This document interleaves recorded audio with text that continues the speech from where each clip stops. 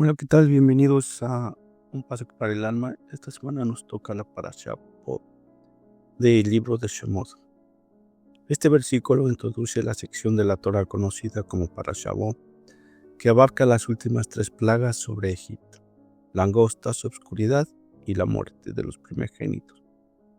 El contexto inmediato es la connotación de la confrontación entre Moshe y el faraón, en la que la negativa persiste del monarca egipcio a liberar a los israelitas, desencadenando una serie de prodigios y juicios divinos. El endurecimiento del corazón, que ya ha sido mencionado en capítulos anteriores, se presenta aquí como una acción directa de el Eterno, con el objetivo de explicar y poner sus señales en medio de él. El versículo prepara el terreno para la 8ª plaga, que son las langostas, y más ampliamente para la culminación de la liberación. O literalmente significa ven, aunque en los contextos se traduce como ve o entra. Algunos comentaristas como el Zohar subrayan que la diferencia entre ve y ven está sugiriendo una invitación a penetrar a lo más profundo del dominio espiritual de Faraón. He endurecido es el verbo utilizado aquí, que implica hacer pesado o insensibilizar, en contraste con otros verbos usados en el Éxodo para endurecer, como kashá o ikse. Esto se sugiere una progresión de la obstinación del faraón, pasando de una resistencia voluntaria a una insensibilidad casi irreversible.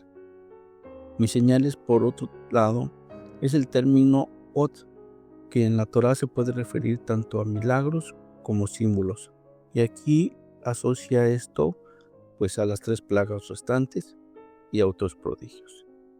En medio de él sugiere literalmente que él es en su interior, lo que puede interpretarse tanto en sentido físico en Egipto como espiritual en el corazón de Paró. El versículo explica que el endurecimiento del corazón de Paró y de sus siervos no es un mero castigo, sino que responde a un propósito: que las señales divinas sean manifestadas en medio de él, para que tanto Egipto como Israel y las generaciones futuras reconozcan el poder y la soberanía del Eterno. El Ramban ofrece una visión más compleja, integrando los elementos literales y filosóficos místicos. En su comentario de Éxodo 10:1, sostiene que el endurecimiento del corazón de Paró es un castigo por su obstinación inicial, pero también una estrategia divina para que las señales sean más numerosas y notorias. El Eterno endureció el corazón de Paró para que no se arrepienta solo por miedo a las plagas, sino que, a resistir incluso bajo presión, quedará claro que la liberación de Israel era un acto de voluntad divina y no de debilidad humana. El Ramán también destaca que las señales no son solo castigos, sino manifestaciones de la providencia y el poder del Eterno, destinadas a ser recordadas por todas las generaciones. En cuanto en medio de él sugiere que las señales penetran en el corazón de Paró, transformando su percepción y la de todo Egipto. El Midrash y otros textos rabínicos amplían la interpretación, sugiriendo que las señales no son milagros externos, sino también lecciones internas de Paró y para Israel.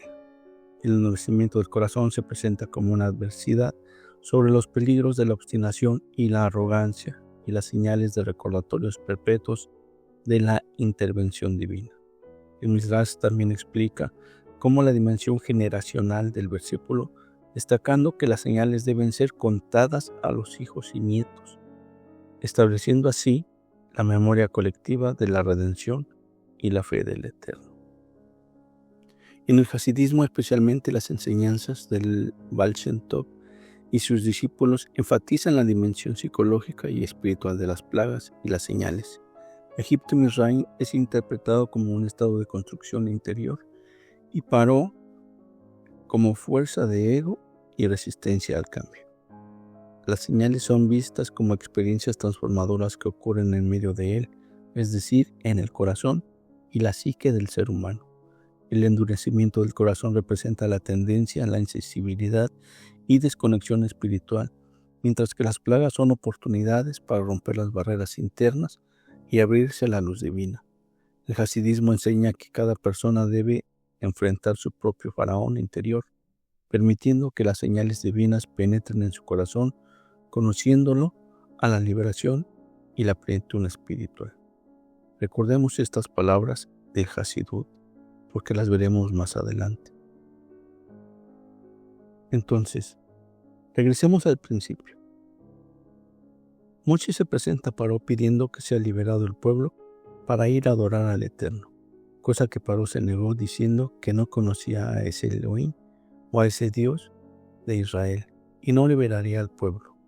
Después viene el pasuk antes de las plagas diciendo que el Eterno endurecerá el corazón de Paró, y en esta parashá Bo dice que yo he endurecido el corazón de Paró. La mayoría de las veces nos salimos de contexto. Regresemos al principio de la liberación. Moshe se presenta a Paró diciendo que se ha liberado al pueblo para ir a adorar al Eterno, cosa que Paró se negó, diciendo que no conocía a ese Dios de Israel y que no liberaría al pueblo. Después viene el pasuk antes de las plagas diciendo que el Eterno endurecerá el corazón de Paró, y en esta parashá Bo dice yo he endurecido el corazón de Paró. La mayoría de las veces nos salimos de contexto y pensamos ¿por qué Paró fue castigado? Si quien endureció el corazón fue el Eterno Paró y le quitó el libre albedrío, y por ello fue castigado. Eso es algo demasiado injusto, castigar a alguien cuando todo fue planeado y premeditado para que fuera así. Esto es ocasionado, o es como decir en los tiempos de hoy, que enviemos a una persona a una dirección donde fue ocasionado un delito, y después la persona que cometió el delito llame a la policía para culpar a un inocente. Pero veamos bien el contexto. Shemot 7:3 dice, el Eterno, yo endureceré el corazón de Paró. Ese anuncio es profético, no es una descripción inmediata de lo que ocurrió desde el inicio. ¿Qué ocurre realmente en las primeras plagas? De la plaga 1 a la 5, la Torah dice explícitamente que Paró endurece su corazón por cuenta propia o su corazón se fortalece, cosa que no es atribuido al Eterno. Ejemplos claros dice, el corazón de Paró se endureció y Paró endureció su corazón. En ningún momento dice que el Eterno endureció el corazón de Paró. Entonces, durante las primeras plagas, Paró actúa por decisión propia. Eso es fundamental, porque sin el libre albedrío no habría culpa y mucho menos castigo, si es que así podríamos llamarle. Pero todo cambió a partir de la sexta plaga. Shemot 9:12 dice, y Hashem endureció el corazón de Paró. Aquí empieza todo el cambio para Paró, ya que tuvo oportunidad de arrepentirse y dejar ir a Israel, pero literalmente eligió el mal, aún viendo la verdad de 6 plagas o 7 plagas. Entonces, Hashem es cuando retira su capacidad de arrepentimiento como castigo. ¿Pero realmente es castigo o es simplemente midad keneged midad, medida por medida? Y aquí entramos a esta parashá, donde en la séptima plaga el Eterno endurece más aún el corazón de Paró, no para quitarle la responsabilidad, sino que él ya había perdido antes toda esta, y cuando se determina la oportunidad de tener un libre albedrío. Bien, ya vimos el sentido literario del contexto y por qué Paró fue culpable, pero eso ¿qué tiene que ver con nosotros? Eso ya fue. Ahora veamos la explicación de este pasuk, así que entendamos la explicación. Así que si entendimos la explicación anterior, nos quedará más clara en el sentido del Zohar. ¿Y qué tiene que ver con nosotros en la actualidad? Rabbi Yehuda inicia con el versículo y dijo,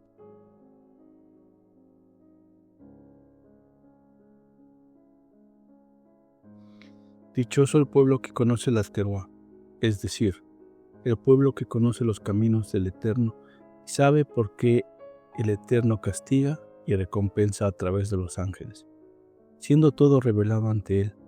Oh Eterno, los estudiosos de tu Torá andarán a la luz de tu rostro. Salmo 89:16. Es decir, solamente a estos últimos les será descubierto tal misterio, precisamente porque marchan en la luz del Eterno. Pues cuánto deben las personas esforzarse en andar por sus caminos del Eterno, cumpliendo los preceptos positivos y cuidando de sus transgresiones, los preceptos de la Torá, los conceptos negativos para lograr que de este modo tornarse merecedores de un mundo venidero y salvarse de todos los acusadores de lo alto y de los acusadores de lo bajo, para que no les inciten a pecar en este mundo, pues así sabemos que hay acusadores en este mundo de lo bajo, así también hay acusadores en el mundo de lo alto, a los cuales se levantan para acusar a los hombres por los pecados que cometieron.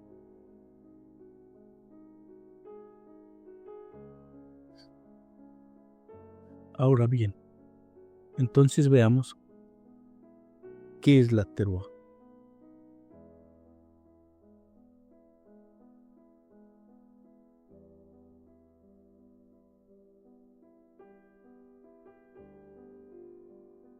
El Zohar entiende que dichoso el pueblo que conoce la teruá es como una clave espiritual. No es solo oír un sonido, sino conocer los caminos inferiores o interiores para despertar misericordia, merecer olam habá y desarmar a los acusadores. Se trata de una forma de relación con el Zofar y la Torá, la realeza divina que coloca a las personas bajo protección de la midad y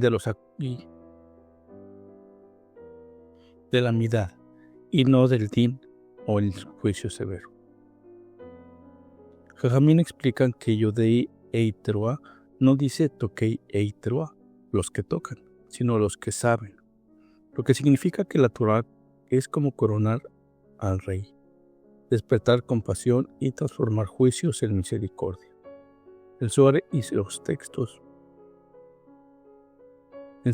los textos cabalísticos llegan o ligan a la teruá con Torá y sus 70 aspectos. Dichosos los que conocen y se conectan con Dad, con la Torá en todos sus niveles. El estudio de la Torá, especialmente en sus niveles superiores, es una protección del alma y escudo contra los acusadores, porque cada palabra de Torá crea luz y defensa en los mundos espirituales. La Teshuvá es auténtica, o debería de ser auténtica. El Midrash cita muchas fuentes que explican que la Torá representa al que rompe su corazón en Teshuvá, en arrepentimiento. Por eso a través de la Teruá, Israel gana el juicio y transforma el din en Rahamim. En la visión cabalística, el sonido interno de la Teruá o el sonido del shofar, el clamor del corazón, que es el sonido que reconoce el corazón de la soberanía divina. En la visión cabalística, el sonido interior de la teruá, el clamor del corazón, es el que reconoce la soberanía divina. Confunde y debilita a los acusadores, porque las personas ya se juzgan a sí mismas y se vuelven hacia sí una misericordia. El pueblo que conoce la teruá vive con clave de conciencia coronar al Creador, estudiar su Torá en profundidad y hacer la teshuvá antes que lo acusen en lo alto, y eso mismo le da parte en el mundo venidero. No es dichoso el que oye un cuerno, sino el que sabe transformar un simple sonido en realeza y teshuvá, con conexión en la Torá. Ese pueblo desarma a sus acusadores y abre para sí las puertas del olam habá. La teruá puede traducirse como una vida en la que el corazón grita hacia el eterno estudio profundo y retorna constante con reconocimiento práctico a su realeza en lo cotidiano.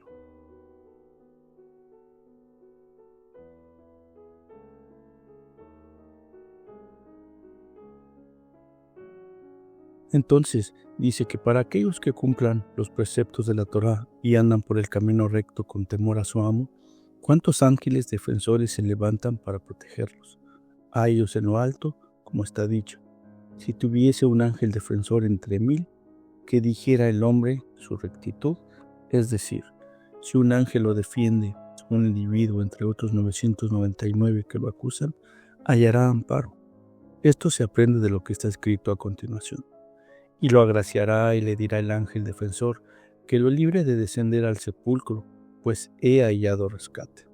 Para él en los acusadores, o aunque los acusadores eran la mayoría, dice Job 33:24, por eso bienaventurado es el que guarda los preceptos de la Torá, ya que se hace merecedor a numerosos defensores. Rabbi Hillá le dijo a Rabbi Yehuda: si es así, el versículo se refiere al justo que cumple los preceptos con temor a Dios. ¿Por qué entonces el hombre necesita un ángel que lo defienda? Y está escrito respecto al que cumple los preceptos de la Torá, porque el Eterno será tu confianza, y Él cuidará tu pie de quedar atrapado. En Proverbios 3:26. Y también está escrito: el Eterno le cuidará de todo mal.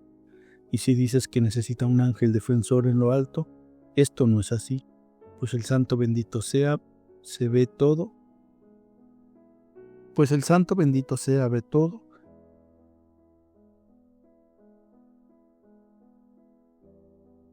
lo que el hombre hace en el mundo, sea bueno o malo.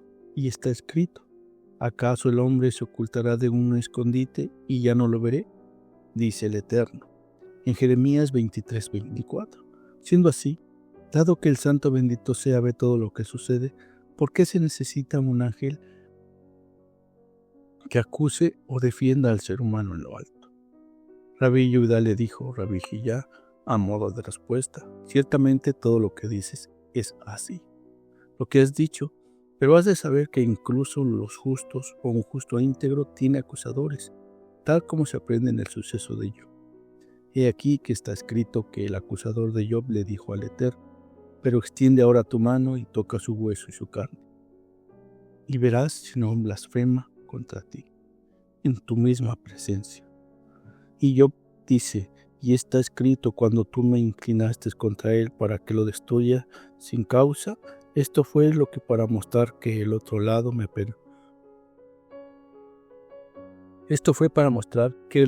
tiene permiso de acusar contra las cosas del mundo y que le sean entregadas en su mano. Por lo tanto, o por la razón, las personas necesitan defensores que se testifiquen favorablemente acerca de ellas, en lo alto, para salvarse de los acusadores.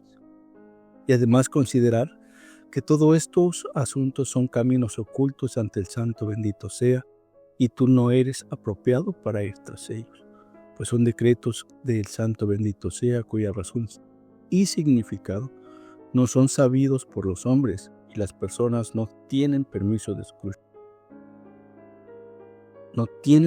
escudriñarlos.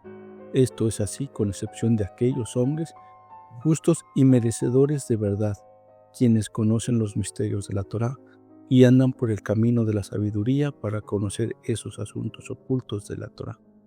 Solo ellos están capacitados para comprender estos misterios de forma apropiada. Resulta fundamentalmente aclarar que, de acuerdo con los sabios cabalistas, Job fue entregado en manos del Satán porque era en la reencarnación del alma de Teraj y necesitaba rectificación, ya que Teraj había entregado a su hijo Abraham en manos de Nimrod para que lo quemasen en un horno, y esta nueva reencarnación alcanzó su rectificación. Por esa causa el pueblo de Israel pudo salvarse. Rabbi Yehuda enseña acerca de este asunto citado en el versículo: aconteció en este día que vinieron los hijos de Dios a ponerse de pie delante del Eterno, y entre ellos vino también el Satán. En Job 1:6 ahora se explica: aconteció en este día, y se refiere a Rosh Hashanah, el año nuevo hebreo y el día del juicio, pues en ese día el Santo bendito sea se incorpora para juzgar al mundo, como está escrito a través de la misma expresión acerca del profeta Eliseo: aconteció en este día que vino allí. Y también allí, ese día era el día festivo de Rosh Hashanah, y lo que está escrito vinieron los hijos de Dios, que se refiere a los grandes ministros espirituales de lo alto que tienen facultad para poder conformar el tribunal superior, y ya hay encargados que están debajo de los ministros espirituales, a través de los cuales se ejercen dominio para inspeccionar todas las acciones de los seres humanos, y debajo de ellos se encuentran los representantes que son enviados al mundo por el Santo bendito sea, para inspeccionar todas las acciones de los seres humanos. Y ellos no olvidan nada de lo que ven en el mundo y en lo que está escrito. A ponerse de pie delante del Eterno se refiere a los ministros que están junto a él en el juicio, como está dicho. Y toda la región de los cielos estaba de pie junto a él, a su derecha y a su izquierda. Resulta que hay junto a él en el Santo bendito sea defensores y acusadores. Pero además hay otra explicación para lo que está escrito. A ponerse de pie delante del Eterno, en el versículo hablamos de la expresión del amor del Santo bendito sea. Sea por Israel su pueblo, lo cual significa que todo lo que se entrometiere con uno de su pueblo es como si se enfrentase directamente con él. Pues estos ángeles representantes son enviados al mundo para inspeccionar todas las acusaciones de los hombres. Ellos andan y deambulan por todo el mundo y toman todos los actos de los seres humanos, y en ese día en el que el juez se dispone a llevar a cabo el juicio de este mundo durante Rosh Hashanah, ellos se convierten en acusadores que se levantan contra los seres humanos para acusarlos por los pecados.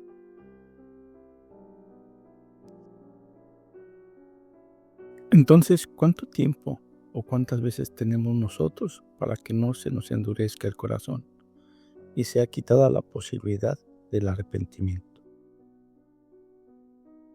Aquí hay que ser muy preciso, porque en este punto es fácil de caer en una conclusión equivocada. La Torá no establece un número fijo de veces ni un plazo cronológico que digamos X pecado y se acabó el arrepentimiento. Pensar eso sería un error muy serio. Parón no es el modelo estándar del ser humano, sino el caso extremo y excepcional, elevado a un símbolo histórico y espiritual. Según el Ramban y el Zohar, no ocurre por una cantidad, sino por una calidad de pecado. El endurecimiento sucede cuando se dan tres condiciones juntas. La persona sabe perfectamente que está actuando mal, donde no hay ignorancia, donde no tiene confusión y donde su debilidad no es momentánea, o sea que todo lo hace con razón. Paró sabía que era Hashem desde un principio en las primeras plagas. La persona repite el pecado conscientemente e incluso después de las advertencias y consecuencias y señales. Paró ve una plaga tras plaga, reconoce la verdad y aún así decidió resistir. El uso del arrepentimiento es como una manipulación. Ese punto es clave y suele pasarse por alto. Paró se arrepiente y solo cuando le conviene, para que cese la plaga, para aliviar el dolor, pero no para transformarse. Esto corrompe el concepto mismo de la Teshuvah. Aquí viene la corrección más importante.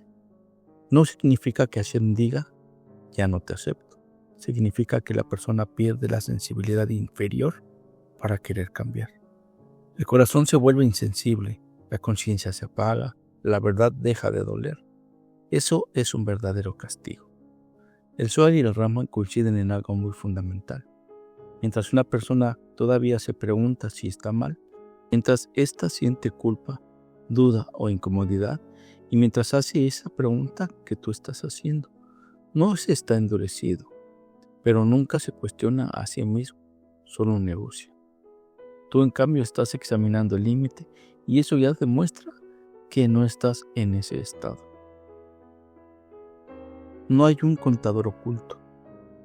Lo que hay en esto es el peligro de no caer. El peligro no es arrepentirse y el peligro no es tardar. El peligro real es justificar el mal y normalizarlo.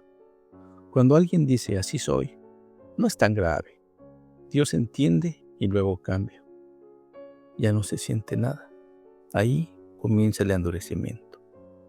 Si algunas veces a unas personas dejan de sentir conflictos internos, es cuando el pecado ya lo incomoda o ya no le incomoda.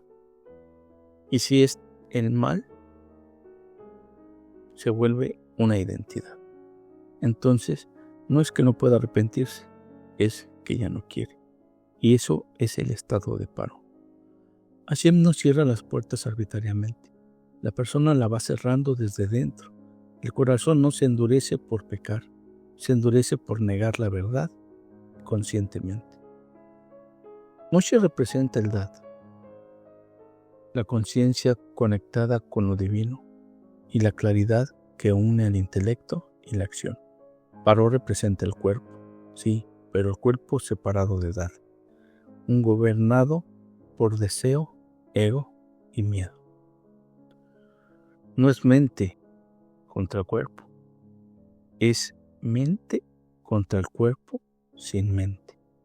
Si reduces a Moshe a conciencia psicológica, pierdes la profundidad del modelo. Egipto no es el cuerpo en sí. Aquí hay un punto crítico. El cuerpo no es el enemigo. El cuerpo no está castigado por existir. Egipto es la estrechez, el bloqueo de la luz dentro del cuerpo. Paró es el ego que se proclama dueño y absoluto del cuerpo. El cuerpo en la Torá está diseñado para servir al alma, no para oponerse a ella. Por eso la Torá no busca destruir Egipto, sino sacar a Israel de Egipto. Entonces aquí viene la precisión. Las plagas no son castigo al cuerpo, son revelaciones forzadas que muestran a un cuerpo que no está soberano. Entonces nos preguntamos, ¿qué pasa si dejamos que el cuerpo domine al alma? Aquí hay que hablar sin suavizar. Sí hay una relación directa, pero no en forma de castigo externo, sino una consecuencia interna. Cuando el cuerpo domina al alma, la conciencia, o sea, Moshe, pierde voz. El discernimiento se vuelve confuso, el deseo se presenta como necesidad y el ego se declara como rey, o sea, Paró. Esto es una esclavitud, no una libertad. Hay plagas hoy, no en forma milagrosa, pero sí en forma estructural. Ansiedad crónica, vacío persistente, insatisfacción constante, búsqueda compulsiva y pérdida de sentido. No es castigo de Dios, son Egipto manifestándose dentro. El Zohar es claro, el problema no es el cuerpo que quiera gobernar, sino que el alma renuncia al gobernar. Moshe no pelea con Paró con armas, pelea hablando, insistiendo y regresando. Eso es exactamente el trabajo interno. Moshe, que viene siendo Dad, llama a salir. Paró el ego, que es un cuerpo corporal, se resiste. Las plagas es un quiebre de falsas seguridades. El cuerpo no es castigado, el alma no es débil. El conflicto es de gobierno, no de existencia. Entonces, vamos a ver un poco más sobre el planteamiento sin cambiarlo, pero ordenándolo con rigor. Lo que estamos diciendo es que el cuerpo es castigado no por existir, sino porque no libera al alma. Si el ser humano elige que Paró, el ego, gobierne y no permite que el alma, Dad, o sea, Moshe, dirija, opera una justicia de medida por medida, como en Paró. En Paró la Torah muestra el modelo externo de la Midá Keneged Midá. Paró impide que la libertad del alma, o sea Israel, endurezca su corazón conscientemente. Usa el arrepentimiento solo para aliviar el dolor. La medida por medida se le quita con sensibilidad, se le retira la capacidad de cambiar, su ego queda atrapado en sí mismo. Ahora en nosotros la dinámica es la misma, en la estructura, no en la intensidad. Aquí hay una corrección importante. No es que Hashem castigue el cuerpo, es que el ego queda encerrado en su propio dominio. Eso es exactamente Midá Keneged Midá. Si gobiernas sin escuchar, ya no escuchas. Si niegas la conciencia, pierdes claridad. Y si oprimes la verdad deja de tocarte. No hay rayo del cielo, hay consecuencia. Castigo no es venganza, es una revelación de la verdad. Las plagas son internas, son una repetición de los mismos errores, la incapacidad de aprender de la experiencia, el endurecimiento emocional y la justificación constante del ego. Eso es exactamente Paró. Aquí hay un límite que no debemos cruzar. Paró se convierte en el símbolo cósmico del ego absoluto. Su función histórica exige cierre total. Nosotros nunca llegamos a ese punto mientras exista un conflicto interno. La lucha misma es señal de vida espiritual. Si alguien aún siente tensión entre el alma y el ego, no está en el estado de Paró. La medida por medida expresada con precisión quiere decir que se niega a ser guiado. Termina sin guía quien oprime la conciencia y termina sin conciencia activa. Eso no es un decreto arbitrario, es una estructura del alma. Si hay midá keneged midá, medida por medida, en el plano interno es si hay el ego que puede endurecerse. Si la conciencia se aparece en el caso de Paró, no es una automática ni inmediata, no es irreversible mientras haya conciencia en conflicto. Paró fue castigado porque eligió convertirse en Paró, así de simple. El ser humano común es juzgado mientras todavía puede elegir. Hasta ahí son las señales más claras. Si varias de estas aparecen en forma persistente y no ocasional, hay una alerta. No es tan grave todo lo que haces. Yo soy así, decimos. Señal de conciencia al habla, pero el ego es el que responde primero. Ya no duele lo que antes dolía. Es una señal grave de que el corazón empieza a endurecerse. Solo buscamos a Dios cuando hay un problema. Como Paró clama en la plaga y retrocede en el alivio. El mismo error, las mismas consecuencias, es un mismo final. No es una caída, es encierro. Te molesta quien te confronta y aunque tenga razón esa persona. Moshe habla, Paró se irrita. Esto soy, esto necesito, esto no vivo. El deseo deja de ser herramienta y se vuelve el rey. Las señales de que el corazón sigue blando es cuando un conflicto interno es real, cuando no estás en paz con lo que haces mal. Tener una vergüenza sana es no una pública, sino una interna, saber que algo no está bien. ¿Quieres cambiar? No solo que se vaya el dolor, la capacidad de escuchar aunque duela, aún escuchamos correcciones. Unas acciones concretas que ablandan el corazón serían que no nombrar la verdad sin adornos. Di internamente, esto está mal, sin excusas, eso ya debilita el ego. No lo niegues, retrásalo. El retraso vuelve al gobierno al alma. No des grandes promesas, solo un acto donde no haces lo que el ego quiere. La Torah es dad, un dad activo. Sin ella, Moshe no tiene voz. La Teshuvá es un Teshuvá sin drama, no castigo, no autoodio. Reconoces y detener es redirigir. Mientras el ego necesite justificarse, todavía no ha ganado. Cuando ya no necesita explicarse, ahí empieza un Egipto real. Paró cae porque se identifica totalmente con el ego. El ser humano se salva porque todavía tiene una lucha interna. La lucha no es un fracaso, es una evidencia del alma vivo. Hasta aquí, un pasuk para el alma. Nos vemos en la siguiente parasha.